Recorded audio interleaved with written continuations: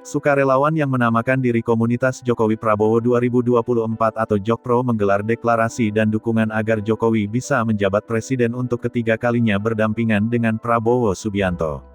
Sejumlah alasan disampaikan mengapa mereka mendukung Jokowi maju sebagai presiden untuk ketiga kalinya.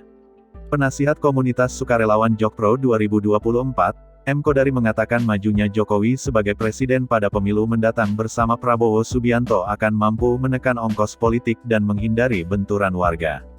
Deklarasi mendukung Jokowi untuk menjadi presiden selama 3 periode mendapat tentangan relawan Jokowi Mania atau Joman.